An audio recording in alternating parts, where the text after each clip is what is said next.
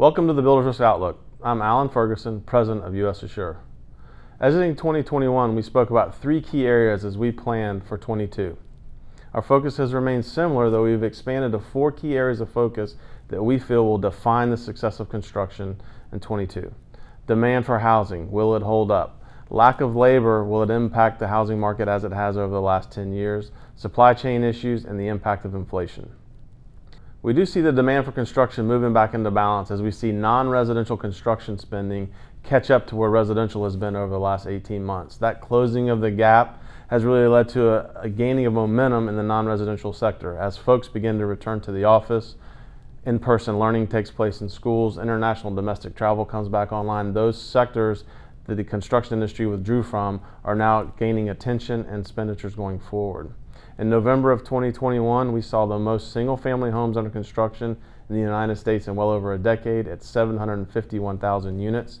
We also saw the most multifamily buildings. Those are buildings with more than 5 units under construction since 1974. That being said, we still have over a 10-year shortage of housing should contractors build in excess of 2.2 million homes a year. Our confidence in demand is driven primarily by increased permit activity and a housing market index that's still well over 80 and a non-residential spending number that is increasing across all measured sectors.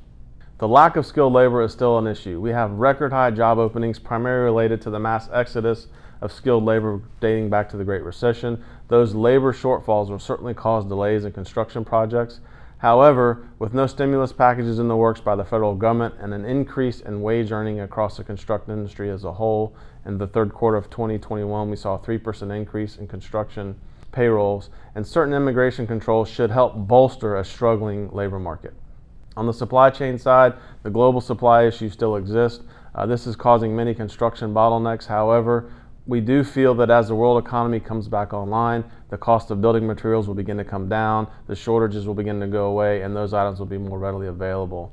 Inflation is the fourth key area of focus, and it's one that's a little bit different. Housing is not like other goods when you speak of inflation. It's one of our most basic needs, and truth be told, the need for housing never goes away. So that demand is always there. It just kind of shifts around from where it's applied, whether it's the construction of multifamily units, single-family homes, assisted living, and typically housing is not part of what we call the construction price index.